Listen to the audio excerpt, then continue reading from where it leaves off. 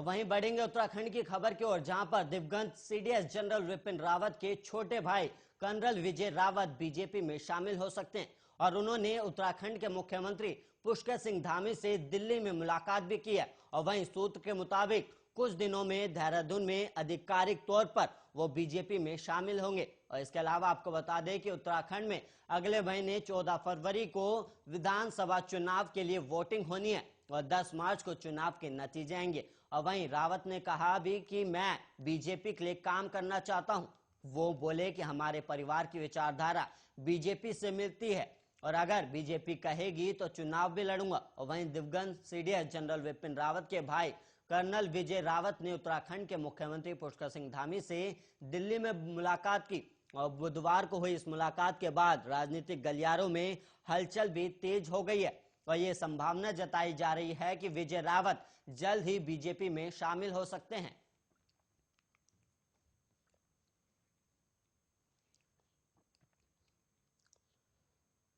और वहीं बीजेपी से निष्कासित पूर्व कैबिनेट मंत्री डॉक्टर हरक सिंह रावत की कांग्रेस में एंट्री से पहले ही विरोध शुरू हो गया है। और वहीं केदारनाथ विधायक मनोज रावत के बाद राज्यसभा सांसद प्रदीप टम्टा ने भी हरक को पार्टी में नहीं ले जाने की बात कही है। और वहीं आपको बता दें कि सांसद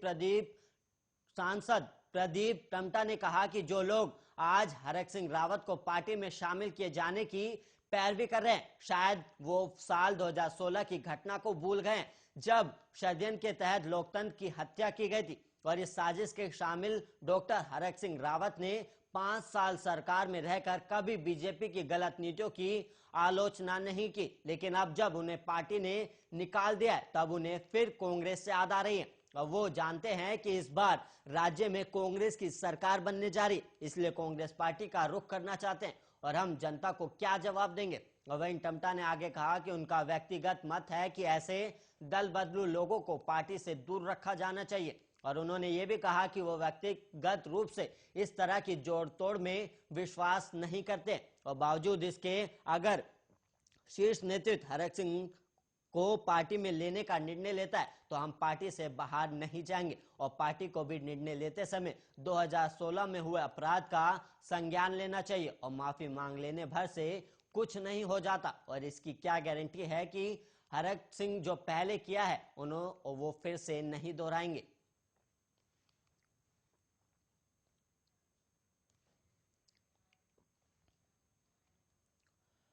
कांग्रेस उत्तराखंड विधानसभा की सभी 20 सीटों पर सहमति बन जाने के बाद मंगलवार को भी प्रत्याशियों के नामों का ऐलान नहीं कर सकी। और जबकि शेष बची 25 सीटों पर सहमति बनाने के बाद स्क्रीनिंग कमेटी ने केंद्रीय चुनाव समिति को पैनल सौंप दिए थे। और वहीं माना जा रहा है कि अब कांग्रेस बुधवार या गुरुवार तक उम्मीदवारों की घोषणा कर सकती है। फिलहाल पार्टी आलाकमान ने प्रदेश के सभी वरिष्ठ नेताओं को नई दिल्ली में ही रुक के रहने को कहा है। और पार्टी के प्रदेश अध्यक्ष गणेश गोदियाल के मुताबिक आलाकमान के निर्देश पर सभी नेता दिल्ली में है और उन्होंने उम्मीद जाहिर की है कि जल्द ही पार्टी प्रत्याशियों के नाम का ऐलान कर देगी।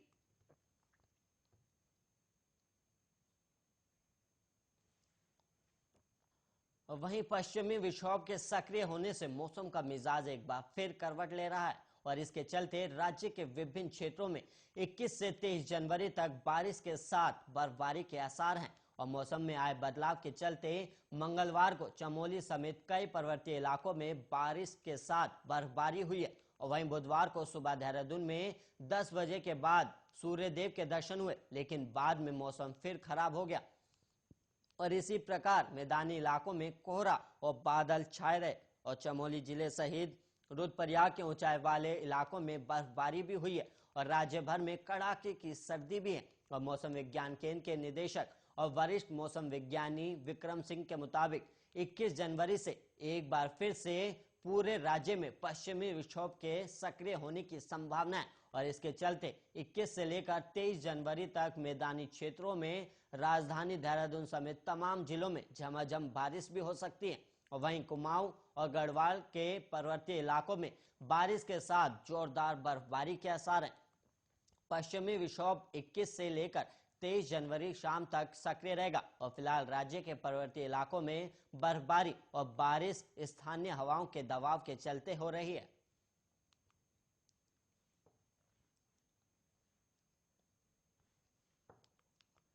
और वहीं उत्तराखंड विधानसभा चुनाव के लिए बीजेपी बुधवार देर रात या गुरुवार तक अपने प्रत्याशियों का ऐलान कर सकती है और बुधवार को दिल्ली में केंद्रीय संसदीय बोर्ड की बैठक में उत्तराखंड से भेजे गए नामों के पैनल पर मंथन होगा और इस बैठक में प्रधानमंत्री नरेंद्र मोदी, केंद्रीय गृह मंत्री अमित शाह और राष्ट्रीय अध्यक्ष जेपी नड्डा भी भाग लेंगे और प्रदेश बीजेपी से प्रदेश अध्यक्ष मदन कौशिक, मुख्यमंत्री पुष्कर सिंह धामी और प्रदेश महामंत्री संगठन अजय कुमार भी बैठक में शिरकत करेंगे और वहीं प्रदेश अध्यक्ष कौशिक के मुताबिक पार्टी के कोर ग्रुप और चुनाव समिति में विचार विमर्श के बाद राज्य से केंद्रीय संगठन को सभी 70 विधानसभा सीटों पर पैनल तैयार करके भेजा जा चुका है।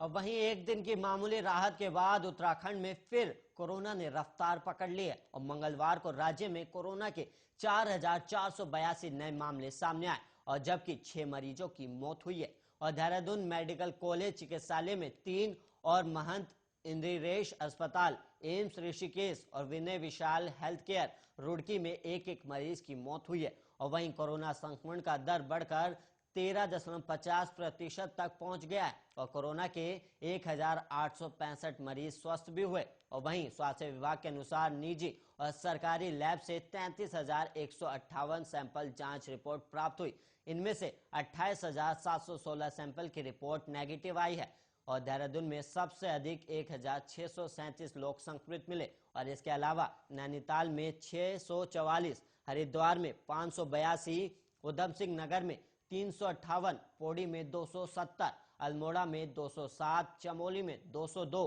टिहरी में 157 और वहीं चंपावत में 104, बागेश्वर में 81, रुद्रप्रयाग में 75, उत्तरकाशी में 45 और पिथौरागढ़ में 30 लोगों की जांच रिपोर्ट पॉजिटिव आई और इधर विभिन्न जिलों से 33,591 सैंपल कोरोना जांच के लिए भेजे गए हैं।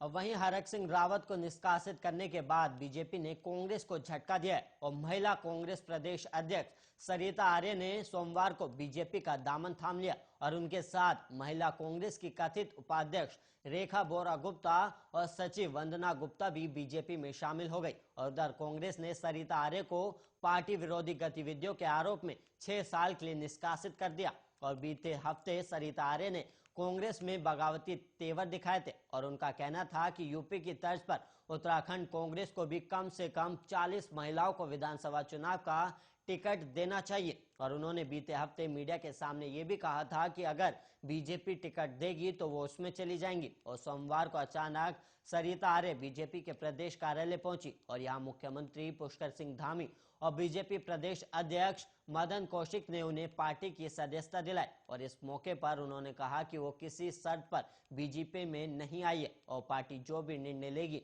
वो अपनी सेवाएं देंगी और जब उनसे उनका टिकट मिलने की शर्त पर बीजेपी में आने का सवाल पूछा गया तो वो सिरे से टाल गई और इस मौके पर बीजेपी के प्रदेश अध्यक्ष मदन कौशिक ने कहा कि महिला कांग्रेस की पूरी टीम का उनके साथ आना इस बात की पुष्टि करता है कि महिलाओं के प्रति कांग्रेस में अच्छा रवैया नहीं है।